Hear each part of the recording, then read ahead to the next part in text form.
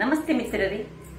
ಇವತ್ತು ಕರಾವಳಿ ಶೈಲಿಯ ಅಂದರೆ ಕರಾವಳಿಯಲ್ಲಿ ನಾವು ಮಾಡುವಂತಹ ಕೆಸುವಿನ ಎಲೆಯಿಂದ ಮಾಡಿದ್ದಲ್ಲ, ಕೆಸುವಿನ ಗೆಡ್ಡೆಯಿಂದ ಮಾಡಿದಂತಹ ಒಂದು ರುಚಿಕರವಾದ ಹುಳಿಯನ್ನು ಮಾಡಿದ್ದೇನೆ. ಹಾಗಿರುವಾಗ ಈ ಕೆಸುವಿನ ಗೆಡ್ಡೆ ಈ ನಮ್ಮ ಕರಾವಳಿಯ ಎಲ್ಲ ಮನೆಗಳ ತೋಟಗಳಲ್ಲಿ ಹೆಚ್ಚಾಗಿರ್ತದೆ, ತೋಟ ಇರುವವರ ಮನೆಗಳಲ್ಲಿ. ಮತ್ತು ಬೇರೆ ಕಡೆಯಲ್ಲಿ ನನಗೆ ಹೆಚ್ಚು ಗೊತ್ತಿಲ್ಲ ಅದು ಆಗ್ತದಾ ಇಲ್ವಾ ಅಂತ. ಬಟ್ ಈ ನಮ್ಮ ಮಂಗಳೂರಿನಲ್ಲೆಲ್ಲ ಮಾರ್ಕೆಟ್ಗಳಲ್ಲಿ ಇದು ಲಭ್ಯವಿರ್ತದೆ. ಬಹಳ ರುಚಿಕರವಾಗಿರ್ತದೆ, ಮಾತ್ರ ಸ್ವಲ್ಪ ಹೀಟ್ ಅಂಶವನ್ನು ಹೊಂದಿರುವಂಥದ್ದು. ಹಾಗಿರುವಾಗ ಇವತ್ತು ನಾನು ಈ ಕೆಸುವಿನ ಎಲೆಯ ಅಲ್ಲ ಗೆಡ್ಡೆಯ ಹುಳಿಯನ್ನು ಮಾಡಿದ್ದೇನೆ. ಹಾಗಿರುವಾಗ ಯಾರೆಲ್ಲ ನನ್ನ ಚಾನಲನ್ನು ನೋಡ್ತಿದ್ದೀರಿ, ಯಾರೆಲ್ಲ ಇನ್ನೂ ಸಬ್ಸ್ಕ್ರೈಬ್ ಮಾಡಿಲ್ಲ, ದಯವಿಟ್ಟು ಸಬ್ಸ್ಕ್ರೈಬ್ ಮಾಡಿ ಸಪೋರ್ಟ್ ಮಾಡಿ ಅಂತ ಹೇಳುತ್ತಾ ಬನ್ನಿ ಈ ಒಂದು ಪದಾರ್ಥವನ್ನು ಅಥವಾ ಹುಳಿಯನ್ನು ಹೇಗೆ ಮಾಡುವುದೆಂದು ನೋಡೋಣ. ನೋಡಿ, ಹಾಲು ಕೆಸು ಹೇಳಿದರೆ ಇದು ಕೆಸು ದಪ್ಪ ಎಲೆಯಾಗಿ ದೊಡ್ಡ ದೊಡ್ಡ ಎಲೆಯಾಗಿರುವಂತಹ ಒಂದು ಗೆಡ್ಡೆ ಅಂತ ಹೇಳ್ಬೋದು. ಆರೋಗ್ಯಕ್ಕೆ ಬಹಳ ಉತ್ತಮ ಮತ್ತು ಸ್ವಲ್ಪ ಉಷ್ಣ ಪ್ರವೃತ್ತಿಯನ್ನು ಹೊಂದಿರುವಂತಹದ್ದು. ಆದರೂ ಬಹಳ ಒಳ್ಳೆಯದು. ಗೆಡ್ಡೆ ಗೆಣಸುಗಳು ಯಾವಾಗಲೂ ನಮ್ಮ ದೇಹಕ್ಕೆ ಉತ್ತಮ. ಸ್ವಲ್ಪ ಗೆಣಸಿನ ಹಾಗೆ ಬೇಯಿಸುವಾಗ ಸಹ ಹಾಗೆ. ಈಗ ಇದರ ಎಲೆಯ ಇದರ ಗಿಡದ ಪಿಕ್ಚರನ್ನು ನಾನು ವಿಡಿಯೋದ ಎಂಡಲ್ಲಿ ಹಾಕ್ತೇನೆ. ನಿಮಗೂ ಸಪೋಸ್ ಗೊತ್ತಾಗಿದ್ರೆ, ನಮ್ಮ ಕರಾವಳಿಯವರಿಗೆ ಎಲ್ಲರಿಗೂ ಇದು ಗೊತ್ತಿರ್ತದೆ, ಯಾಕಂದರೆ ಎಲ್ಲರ ಮನೆಗಳಲ್ಲಿ ಇದು ಇರ್ತದೆ. ಇವತ್ತು ಇದರದ್ದು ಒಂದು ಹುಳಿ ಮಾಡೋಣ, ಬಹಳ ರುಚಿಕರವಾಗಿ ಬರ್ತದೆ. ಇದಕ್ಕೆ ಬೇಕಾಗುವ ಸಾಮಗ್ರಿಗಳು ಇಲ್ಲಿ ನೋಡಿ. ಒಂದು 4-5 ಮೆಣಸು, ಸ್ವಲ್ಪ ಹೆಚ್ಚು ಖಾರ ಸಹ ಬೇಡ, ಹದಾ ಖಾರದಲ್ಲಿದ್ದರೆ ಸಾಕು. ನಾನು ಖಾಲಿ ಈ ಬ್ಯಾಡಿಗೆ ಮೆಣಸನ್ನು ತೆಗೆದುಕೊಂಡಿದ್ದೇನೆ. ನೀವು ಬೇಕಿದ್ರೆ ಒಂದು ಊರ ಮೆಣಸನ್ನು ಸಹ ತೆಗೆದುಕೊಳ್ಬೋದು. ಮತ್ತು ಹುಳಿ ಒಂದು ಭಾರಿ ಅಗತ್ಯ, ಯಾಕೆಂದರೆ ಸ್ವಲ್ಪ ಇದು ಸುವರ್ಣಗೆಡ್ಡೆ ಹಾಗೆ ಹುಳಿಯ ಅಗತ್ಯ ಇದಕ್ಕೆ ಉಂಟು, ತುರಿಸುವ ಪ್ರವೃತ್ತಿಯನ್ನು ಹೊಂದಿರುವಂಥ. ಅದರಿಂದಾಗಿ ಹುಳಿ ಹಾಕಿದರೆ ಇದು ಬ್ಯಾಲೆನ್ಸ್ ಆಗ್ತದೆ. 1 ಚಮಚದಷ್ಟು ಜೀರಿಗೆ, 1.5 ಚಮಚದಷ್ಟು ಕೊತ್ತಂಬರಿ ಬೀಜ, 1/4 ಚಮಚದಷ್ಟು ಮೆಂತೆ ತೆಗೆದುಕೊಂಡಿದ್ದೇನೆ. ಸ್ವಲ್ಪ ಹಿಂಗು ಬೇಕು. ಮತ್ತು ಇದಕ್ಕೆ ತುಂಬ ತೆಂಗಿನ ತುರಿ ಬೇಡ, ಒಂದು ಅರ್ಧ ಬೌಲ್ನಷ್ಟು ತೆಂಗಿನ ತುರಿ ಸಾಕು. ಒಂದು ಗಡಿಯಲ್ಲಿ ಅರ್ಧ ಗಡಿ ಸಾಕಿದ್ರೆ ಸಾಕಾಗ್ತದೆ. ಅಂದರೆ ಇಡೀ ತೆಂಗಿನಕಾಯಿಯಲ್ಲಿ ಅದರ ಅರ್ಧದಷ್ಟು ಸಾಕಾಗ್ತದೆ.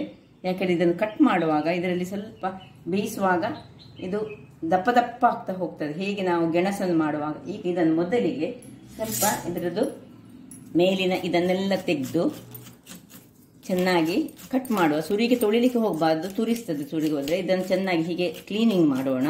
ಇಷ್ಟು ಬೇಡ, ನಾನು ತುಂಬ ಮಾಡೋದಿಲ್ಲ. ನಾವು ಸ್ವಲ್ಪ ಮಂದಿ ಇರುವಾಗ ಇದರದ್ದು ಎಷ್ಟು ಹೋಳುಗಳಾಗ್ತದೆ ನೋಡ್ತೇನೆ, ಅಷ್ಟು ಮಾಡ್ತೇನೆ ನಾನೀಗ. ನೋಡಿ, ಹೀಗೆ ಬರ್ತದೆ ಒಳಗಿನಿಂದ. ನೋಡಿ, ಹಾಲು ಕೆಸು ಹೇಳ್ತೇವೆ ಇದಕ್ಕೆ. ನಿಮ್ಮಲ್ಲಿ ಏನು ಇದಕ್ಕೆ ಕರೀತಾರೆ ನನಗೆ ಗೊತ್ತಿಲ್ಲ. ಕೆಲವರಲ್ಲಿ ಇದು ಹೆಚ್ಚಾಗಿ ಈ ಕರಾವಳಿ ಭಾಗದಲ್ಲಿ ತುಂಬ ಆಗ್ತದೆ. ಈಗ ಇದನ್ನೆಲ್ಲ ನಾನು ಹೀಗೆ ಹೆರ್ದುಕೊಂಡು ಇದರದ್ದು ಸಿಪ್ಪೆ ತೆಗೆದುಕೊಂಡು ಕ್ಲೀನ್ ಮಾಡಿ ಕಟ್ ಮಾಡ್ತೇನೆ. ಕಟ್ ಮಾಡಿ ನಿಮಗೆ ತೋರಿಸ್ತೇನೆ. ವೀಕ್ಷಕರೇ, ಎಲ್ಲ ಕಟ್ಟಿಂಗ್ ಮಾಡಿ ನೋಡಿ, ನಾನು ನೀರಿನಲ್ಲಿ ಹಾಕಿಟ್ಟುಕೊಂಡಿದ್ದೇನೆ. ನೋಡಿ, ಈ ರೀತಿಯಾಗಿ ಸಣ್ಣ ಸಣ್ಣ ಸಹ ಮಾಡಬಾರ್ದು, ದೊಡ್ಡ ದೊಡ್ಡದು ಸಹ ಬೇಡ, ಹದಾ ಸೈಜ್ನಲ್ಲಿ ನಾವು ಮಾಡ್ಕೊಳ್ಬೇಕು. ಯಾರಿಗೆಲ್ಲ ಈ ಕೈಯೆಲ್ಲ ತುರಿಸುವ ಅಭ್ಯಾಸ ಉಂಟು ಅಂಥವ್ರು ಮೊದಲಿಗೆ ಕೈಗೆ ಸ್ವಲ್ಪ ಎಣ್ಣೆಯನ್ನು ಸವರಿಕೊಂಡು ಮಾಡಿ. ನನಗೆ ಏನು ಅಂಥದ್ದು ಪ್ರಾಬ್ಲಮ್ ಇಲ್ಲದಿದ್ದರೆ ನಾನು ಹೀಗೆ ಕೈ ಹಾಕ್ತೇನೆ. ಕೆಲವರಿಗೆ ಈ ಗೆಡ್ಡೆ ಗೆಣಸುಗಳು, ಸುವರ್ಣ ಗೆಡ್ಡೆ ಎಲ್ಲ ಕೈ ತುರಿಸ್ತದೆ. ಈಗ ನಾನಿಲ್ಲಿ 1 ಚುಂಬಿನಷ್ಟು ಅಂದರೆ 3 ಗ್ಲಾಸ್ನಷ್ಟು ನೀರನ್ನು ಬಿಸಿ ಆಗಲಿಕ್ಕೆ ಇಟ್ಕೊಂಡಿದ್ದೇನೆ. ಇದು ಬಿಸಿ ಆಗುವಾಗ ಮತ್ತೆ ಇದನ್ನು ಬೇಯಲಿಕ್ಕೆ ಆಗುವ ಅಷ್ಟೊತ್ತಿಗೆ ಇಲ್ಲಿ ಒಂದು ಬಾಣಲೆಯನ್ನು ಇಟ್ಟು ಮಸಾಲೆಯನ್ನು ಫ್ರೈ ಮಾಡ್ಕೊಳ್ಳೋಣ. ಸ್ವಲ್ಪ ಎಣ್ಣೆಯನ್ನು, 1 ಚಮಚದಷ್ಟು ಎಣ್ಣೆಯನ್ನು ಹಾಕೊಂಡು 4-5 ಮೆಣಸು ಸ್ವಲ್ಪ ಬಿಸಿ ಆಗುವಾಗ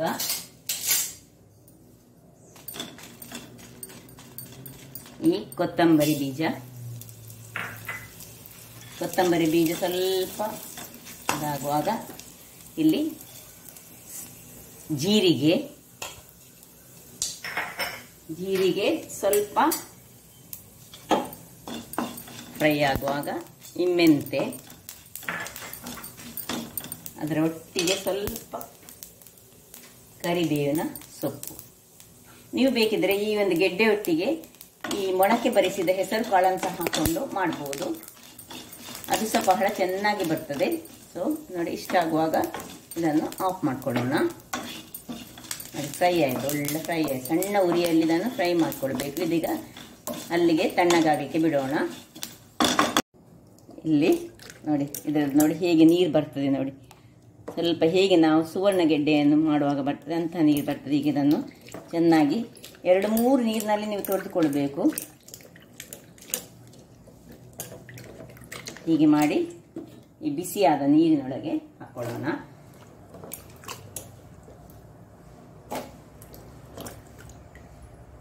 ಹೆಚ್ಚಾಗಿ ಈ ಡಿಸೆಂಬರ್ ಜನವರಿ ತಿಂಗಳಲ್ಲಿ ಈ ಗೆಡ್ಡೆಗಳು ದೊರಕ್ತದೆ. ಈ ಮಳೆಗಾಲ ಕಳೆದ ಕೂಡಲೇ ಸ್ವಲ್ಪ ಚಳಿಗಾಲ ಆಗುವಾಗ ಎಲ್ಲ ಡ್ರೈ ಆಗ್ತಾ ಹೋಗ್ತದೆ ಅದರದ್ದು ಕೆಳಗಿನ ಗೆಡ್ಡೆಗಳು.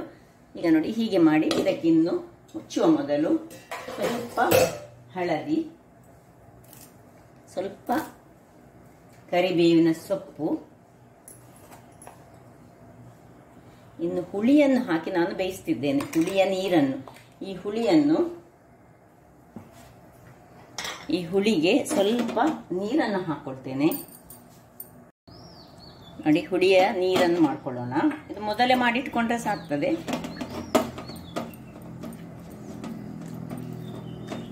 ಈ ನೀರಿನೊಟ್ಟಿಗೆ ಇದನ್ನು ಬೇಯಿಸ್ಕೊಳ್ಳೋಣ.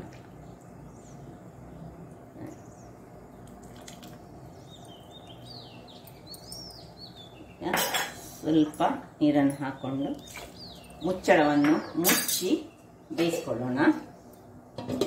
ವೀಕ್ಷಕರೇ, ಒಂದು 2 ನಿಮಿಷ ಕಳೆದಿದೆ ನೋಡಿ. ಇದು ಪಕ್ಕ ಬೇಯ್ತದೆ.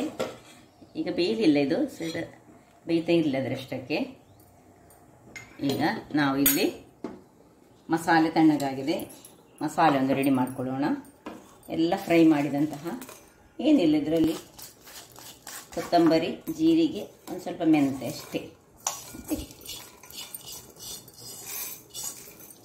ಬ್ಯಾಡಿಗೆ ಮೆಣಸು, ಇದನ್ನೆಲ್ಲ ಇದಕ್ಕೆ. ತುಂಬ ತೆಂಗಿನಕಾಯಿ ಬೇಡ ಹೇಳಿದ್ರು ನಾನು ನೋಡಿ.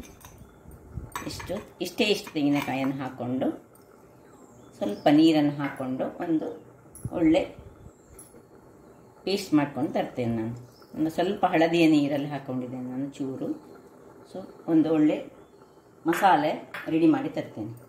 ವೀಕ್ಷಕರೇ, ಇಲ್ಲಿ ನೋಡಿ ಗ್ರೈಂಡ್ ಮಾಡಿ ಆಯಿತು ನೋಡಿ. ಹೀಗೆ ದಪ್ಪದಲ್ಲಿ ನಾನು ಗ್ರೈಂಡ್ ಮಾಡಿ ಇಟ್ಕೊಂಡಿದ್ದೇನೆ. ಒಳ್ಳೆ ಫೈನಾದ ಬ್ಯಾಟರನ್ನು ಮಾಡಿಕೊಂಡಿದ್ದೇನೆ, ಅಂದರೆ ಪೇಸ್ಟನ್ನು ಮಾಡಿಕೊಂಡಿದ್ದೇನೆ. ಈಗ ಇಲ್ಲಿ ನೋಡಿ, ಇದು ಬೇಯ್ತಾ ಉಂಟು. ಆಯಿತು, ಬೆಂದಿತ್ತು. ಇದು ಪಕ್ಕ ಬೇಯ್ತದೆ ನೋಡಿ. ಹುಳಿ ಸ್ವಲ್ಪ ಕಪ್ಪಿದ್ರೆ, ಈಗ ನನ್ನ ಹಳೆಯ ಹುಳಿ ಆದ್ದರಿಂದಾಗಿ ಸ್ವಲ್ಪ ಕಪ್ಪು ಬರ್ತದೆ. ಈಗ ಇದಕ್ಕೆ ಸ್ವಲ್ಪ ಬೆಲ್ಲ ಬೇಕು, ನಾವು ಬೆಲ್ಲ ಹಾಕೊಳ್ಬೇಕು. ಮತ್ತು ಉಪ್ಪನ್ನು ಹಾಕೊಳ್ಳೋಣ. ಇದು ಬೆಂತ ಬಂದಿಷ್ಟು ರುಚಿಗೆ ತಕ್ಕಷ್ಟು ಉಪ್ಪನ್ನು ಹಾಕ್ಕೊಂಡು ಸ್ವಲ್ಪ ಒಂದು 2 ನಿಮಿಷ ಹಾಗೆ ಮುಚ್ಚಿಟ್ಕೊಳ್ಳೋಣ. ಆಯ್ತು ವೀಕ್ಷಕರೇ, ನೋಡಿ 1 ನಿಮಿಷಗಳ ಬಳಿಕ ಉಪ್ಪು ಮತ್ತು ಬೆಲ್ಲ ಹಾಕಿ ಅದು ಸ್ವಲ್ಪ ಅದಕ್ಕೆ ಎಳೆದುಕೊಳ್ಬೇಕು. ಅಷ್ಟೊತ್ತಿಗೆ ನಾವು ನೋಡಿ ಈ ಮಸಾಲೆಯನ್ನು ಇದಕ್ಕೆ ಹಾಕೊಳ್ಳೋಣ. ಎಲ್ಲ ಮಸಾಲೆಯನ್ನು ಹಾಕ್ಕೊಂಡು ಸ್ವಲ್ಪ, ತುಂಬ ತೆಳುವು ಮಾಡಬಾರ್ದು, ತುಂಬ ದಪ್ಪ ಸಾಗಬಾರ್ದು, ಹದಾದಲ್ಲಿ ಇರಬೇಕು. ಸೊ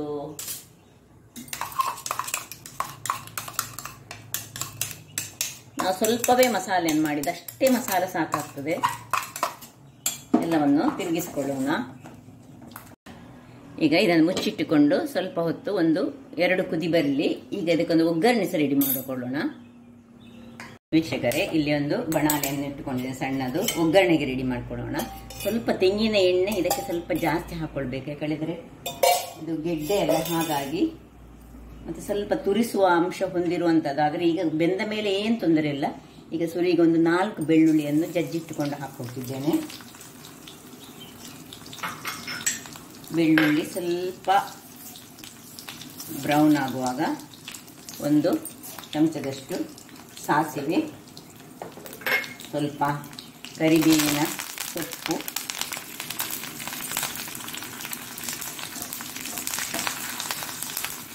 ಇನ್ನು ಕೊನೆಯದಾಗಿ ಸ್ವಲ್ಪ ಬೆಳ್ಳುಳ್ಳಿ ಬ್ರೌನ್ ಕಲರ್ಗೆ ಬರಲಿ.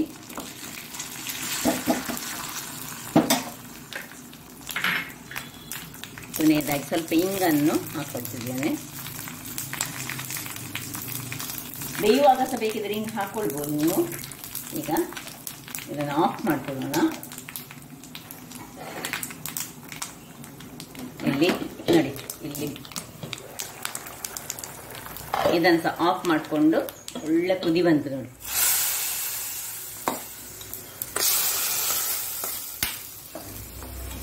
ನಮ್ಮ ಕೆಸುವಿನ ಗೆಡ್ಡೆಯ ಹುಳಿ ನೋಡಿ ಹೇಗೆ ಬಂದಿದೆ ನೋಡಿ. ಒಳ್ಳೆ ರುಚಿಕರವಾಗಿರ್ತದೆ. ಯಾವುದೇ ಅನ್ನಕ್ಕೆ ಸಾಕ್ತದೆ, ಚಪಾತಿ, ದೋಸೆ ಯಾವುದಕ್ಕೂ ಸಹ ಸೂಪರ್ ಕಾಂಬಿನೇಷನ್. ವೀಕ್ಷಕರೇ, ಇಲ್ಲಿಗ ಸರ್ವಿಂಗ್ ಟೈಮ್. ಹೀಗೆ ಬಂದಿದೆ ನೋಡಿ, ಒಳ್ಳೆ ಬೆಂದಿದೆ. ನೀವು ಬೇಕಿದ್ರೆ ಕುಕ್ಕರಲ್ಲಿ ಸಹ ಬೇಯಿಸ್ಕೊಳ್ಬೋದು. ಕುಕ್ಕರಲ್ಲಿ ಸಹ ಕೆಲವುಗಳು ಪಕ್ಕ ಬೆಂದು ಹೋಗ್ತದೆ, ಹಾಗಾಗಿ ನಾನು ಹೀಗೆ ಬೆಂದುಕೊಂಡದ್ದು. ಇದನ್ನು ಸಹ ಪಕ್ಕ ಬೇಯುವಂಥದ್ದಲ್ಲ, ಹಾಗಾಗಿ ನನಗೊಂದು 10 ನಿಮಿಷ ತಾಗಿದೆ ಇದು ಬೇಯಲಿಕ್ಕೆ.